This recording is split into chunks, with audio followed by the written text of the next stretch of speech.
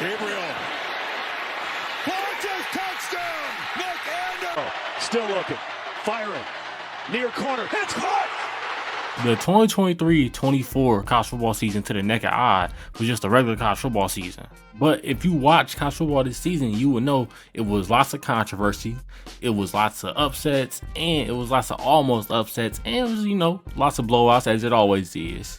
And I'm here to recap this 2023-24 college football season for you. And let's start the recap with Coach Prime being hired by Colorado. And for most of the offseason, Coach Prime was the talk of the town for college football. He even helped sell out a crowd for Colorado's spring game. But now we're going to jump more closer to the season as we're going to jump to July, where Northwestern was busted for having a hazing scandal going on for a long time.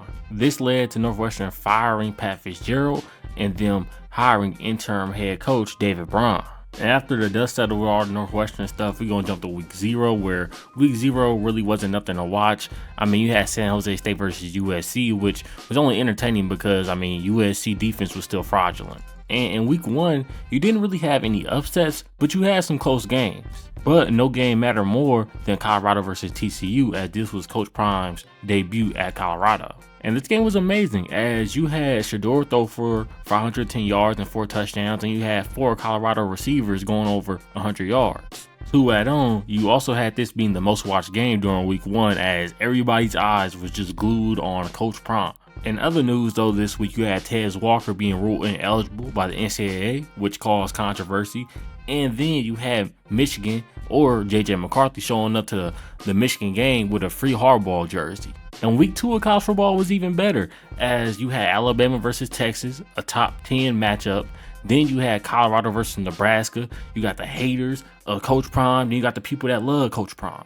And the Nebraska-Colorado game was, kind of boring, as Nebraska choked. They had like 4 turnovers that game, and Shedeur had over 300 yards and 2 touchdowns. And Colorado will win that game 36-14, and Shedeur will also stamp his name on top of the Heisman candidacy list. And the Texas-Alabama game will live up to the hype, as you had Texas pulling out the win in Tuscaloosa 34-24. And honestly, Alabama looked terrible. The offensive line got dominated, and Jalen Milroe had 2 interceptions. And some other games that week, you had Kansas versus Illinois. Kansas won 34-23. Not only that, you also had the Oregon game, which Oregon beat Texas Tech 38-30. And you will have Texas A&M losing to Miami 48-33, and Jimbo was on the hot seat. And week 3 of college football was pretty exciting. It had some storylines, as you had Colorado State head coach taking a jab at Coach Prime. You also had Alabama benching Jalen Milroe, which nobody kind of knew what was going on before the game. You also had Duke looking like a football school.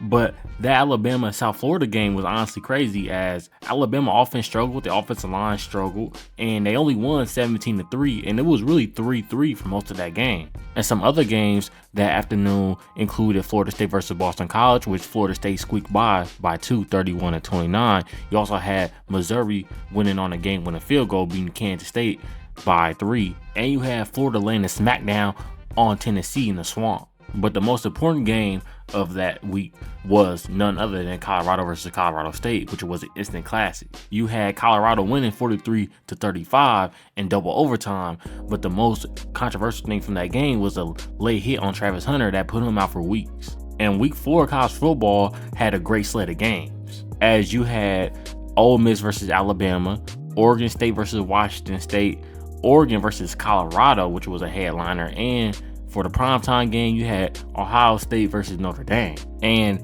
in the Alabama versus Ole Miss game, Alabama dominated as Ole Miss couldn't stop the run. Bama won 24-10. And the Washington State versus Oregon State game was a shootout, but Washington State ended up winning 38-35. But the biggest disappointment was the Oregon versus Colorado game, which I think if you watch college football, then you knew Colorado was going to get done dirty, as Colorado lost 42-6, and Dan Lenning had that pregame speech talking about Colorado does it for clicks. And Ohio State beat Notre Dame 17-14, after Ohio State put together a good final drive to win the game, and Notre Dame only had 10 players on the field for the final 2 defensive plays. And some other scores around the nation at that time, you had Florida State beating Clemson 31-24 in overtime. You also had Utah beating UCLA 14-7, and you had Liberty and James Madison both improving to 4-0. And week 5 of college football would be a crazy week, as even before the game started, you had Mel Tucker being fired from Michigan State, and well, because as Michigan State fans say, Tuck coming. As you had Georgia beating Auburn 27-20 as they needed late game heroics from Carson Beck and Brock Bowers, and Bowers had 157 receiving yards that game. You had Texas routing Kansas 40-14, and you had Colorado versus USC, which USC won. They survived the Colorado late game heroics. And you had LSU versus Ole Miss, which was a classic shootout, 55-49. Ole Miss won. And you had Notre Dame versus Duke, which was a big headliner for this week, as you had Duke losing 21-14 as Sam Hartman and Notre Dame put on a game-winning drive. And after this, Duke slowly went back to being a basketball school. In other games this week, you had Washington versus Arizona. Washington won 31-24. You also had Kentucky watching Florida as Ray Davis ran all over them. And you had Missouri beating Vanderbilt, and Missouri would be 5-0 after this week. In week 6, you had Kentucky being brought back down to earth as Georgia completely smoked them. The game was over in the first quarter. Louisville would beat Notre Dame and prove Notre Dame is not college football playoff worthy once again. And you also had that week Texas A&M versus Alabama, which Alabama squeaked out a win 26-20. But the most important game that week was the Red River rivalry between Oklahoma and Texas. And in that game, Quinn Ewers will have 2 interceptions, and Oklahoma will win on a game-winning touchdown, in which you saw the clip at the beginning of the video. And some other games around the nation included Missouri versus LSU, in which LSU would hand Missouri their first loss 49-39. You also have Miami versus Georgia Tech. Georgia Tech upset in Miami 23-20 after Mario Cristobal had a blunder, and this would kind of be the downward spiral for Miami for this season. And you have another upset as Wyoming beat Fresno State 24-19. Hey, and don't look now, but Northwestern is sitting at 500 after all that stuff that was going on before the season actually started. And week 7 was crazy for some games, as you had Oregon versus Washington, a game that was seen to have playoff implications later on down the line, become a great game. As you had Washington pull out the win 36-33, and Michael Penix Jr. connected to Rome Odunze for the game-winning touchdown. Also, a note, Oregon could have won the game if they would have kicked a field goal twice, but they didn't. They went for it on 4th and goal twice and didn't get it. USC versus Notre Dame was also supposed to be a game to watch this week, but Notre Dame kind of shut down USC, and they forced Caleb Williams to have multiple turnovers. And at this time, the Heisman race became shaky as Shedeur Sanders was the leader for the most part, but Colorado fell off a cliff, and Caleb Williams had a bad game against Notre Dame, so he wasn't seen as a leader anymore either. Other things that happened in week 7 was UNC blew out Miami. You also had Alabama squeaking out a game versus Arkansas 24-21. And not only that, you had Duke beating NC State and Missouri beating Kentucky. But the biggest game that weekend was Stanford versus Colorado, mainly because Colorado blew a big lead and Stanford beat them in double overtime, as Stanford wide receiver had a big game and kind of torched Travis Hunter and any other DB on Colorado. Around this time is when the Connor Stallions sign stealing scandal would come out, as it was reported that Michigan Connor Stallions was stealing signs to help Michigan beat opponents. In week 8, that was an eventful week for college football fans, as you had some great games. For starters, you had Ohio State versus Penn State, in which was a great defensive matchup. Ohio State was able to squeak out the win 20-12. Not only that, you had USC versus Utah, in which Utah upsetted USC, how surprising Lincoln Riley overrated, 34-32. You also had FSU beating Duke 38-20, and you had Washington barely squeaking out a win against Arizona State 15-7, which Arizona State is a Pac-12 bottom feeder this season. For the first time in a long time, we also had an upset as Virginia beat UNC, and this was an upset because Virginia this season was not good. But more games that happened this week was Bama beating Tennessee, Wisconsin beating Illinois. Then you also had Liberty staying undefeated, and on top of that, you had Air Force being undefeated after they beat Navy. Week 9 wasn't really that jam-packed, as it was some good games, but for the most part, most games, you can go to sleep during. One of the good games this week was no other than Kansas versus Oklahoma, as Kansas beat Oklahoma 38-33, and they forced Dylan Gabriel to have a shaky game. Some other key games that week was Oregon versus Utah, in which Oregon put the beat down on Utah. And you still had JMU and Liberty being undefeated, and Boise State was a quiet 4-4. Now week 10 was one of the better weeks of this season. Ohio State had a struggle win against Rutgers, 35-16. Then you had Georgia beating Missouri after they pulled away late in the fourth quarter, 30-21. Washington beat USC 52-42 as they had a college basketball game before college basketball even started. Oklahoma State and Ali Gordon will run all over Oklahoma and knock Oklahoma out of the college football playoffs. Texas will also beat Kansas State in overtime 33-30. Alabama will also beat LSU 42-28, and they would get the revenge from the upset last year. And the Heisman race around this time included Michael Penix, Jaden Daniels, and Bo Nix. And Michigan's sign stealing scandal came back to bite Jim Harbaugh as he was suspended for Michigan's last 3 games of the regular season. So he was going to miss the Penn State game and the Ohio State game, 2 top 10 matchups. And we're going to start out week 11 by mentioning the Michigan versus Penn State matchup, as this was a nasty defensive game.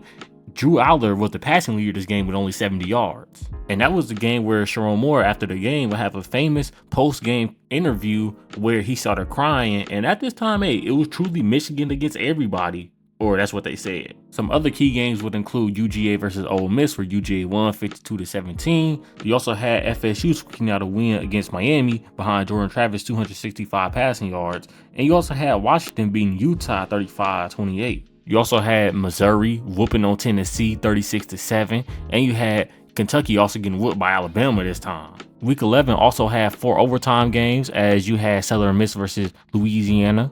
Then you had North Carolina versus Duke, and then you had Illinois versus Indiana, and to cap it off, you had Charlotte versus Memphis. Week 12 of college football, though, was controversial. At least it wasn't controversial until the college football playoffs was really announced. I say that because FSU played North Alabama. Now, you would think that's no problem, and it wasn't, 58-13. But in that game, Jordan Travis hurt his leg, and he would be out for the season. Some other games that week included Washington versus Oregon State, where Michael Penix didn't play up to par, and this will hurt his Heisman chances. And JMU being undefeated ended as App State beat them in a classic overtime game where App State won 25-23. And the next week was rivalry week, as you had some good matchups. You had Alabama versus Auburn, you had Ohio State versus Michigan, which would be a top 5 matchup. And the top 5 matchup wasn't disappointing, as Ohio State versus Michigan was a classic game. Michigan won 30-24, but it was a last-second interception by Michigan that closed out the game. And the Iron Bowl was even exciting, as Alabama won in crazy fashion 27-24 after Jalen Milroe was able to find Isaiah Bond in the end zone on a 4th and 31 play. I also feel the need to mention that Ohio State was knocked out of playoff contention after this loss to Michigan. Some other rivalry games around the nation included Oregon beating Oregon State 31-7, Georgia beating Georgia Tech 31-23 behind Kendall Mills' 156 rushing yards, and Northwestern beating Illinois, making them 7-5, and they pulled off the impossible as they bounced back from that scandal before the season started. Also, Liberty finished as a group of 5 team that was undefeated, and they had the pleasure of facing Oregon in a bowl game. But not only that, you also had Toledo, who finished with 1 loss, as their 1 loss came against Illinois the first week of the season. But now we got championship week that included Oregon versus Washington, a game that decided on who from the Pac-12 go to the playoffs. Michigan versus Iowa, Alabama versus UGA, who could decide who go to the playoffs, and FSU versus Louisville. And the Georgia-Alabama game was great, as Alabama won 27-24 behind Jalen Milroe's 192 yards and 2 touchdowns. Washington whooped Oregon on Friday and knocked them out the college football playoff contention race behind Michael Penix and Dylan Johnson's great game. And Florida State would start 3rd-string quarterback Brock Glenn, and they would suffer the consequences, but they won 15-9. And I say they would suffer the consequences because they performed bad in that ACC championship game, and the college football playoff committee snubbed them from the college football playoffs, even though they were undefeated. So now the college football playoffs are Michigan versus Alabama and Texas versus Washington. And later that week, it would be announced that Jaden Daniels won Heisman, with Michael Penix coming in second place. And some of the key bowl games included UCLA versus Boise State in the New Mexico Bowl, where UCLA won. Air Force beat JMU in the Armed Forces Bowl. Louisville faced off against USC in the Holiday Bowl, which Miller Moss had a great game, had like 6 touchdowns. And FSU got to face off against Georgia in the Orange Bowl, in which Georgia won 63-3. And here goes some more bowl games for you. So now we got the college football playoffs, and we got the Rose Bowl between Alabama and Michigan. And this game will be a Rose Bowl classic, as it went into overtime. Blake Corum rushed for a touchdown that put Michigan up, and then Michigan stopped Alabama on 4th and goal and won the game and advanced to the college football national championship. Now we got Washington versus Texas in the Sugar Bowl, in which it was a good game, as Washington won after Quinn Ewers wasn't able to connect with A.D. Mitchell in the end zone for the win. So now we got the national championship game, which now we got Michigan versus Washington, offense versus defense. And this national championship game was a good one, as for the first couple minutes, it looked like Michigan was going to pull away, but Washington fought back. But ultimately, Michigan won after a Mike Sandstrom pick that almost got returned to the house. And shout out to Michigan, they completed a 15-0 season, even after all the suspensions and everybody hating on them. And overall, this season was good, as you had some upsets, you had some blowouts, you had some firings, aka Jimbo Fisher, he got fired, and Mel Tucker got fired. Not to mention, we also had a good college football playoffs, especially 2 good semifinal games, which is rare, especially in back-to-back years. And we got a good national championship that was competitive for the most part. But tell me what y'all think about this college football season. What do y'all rate it 1 out of 10? And until next time, I'm out.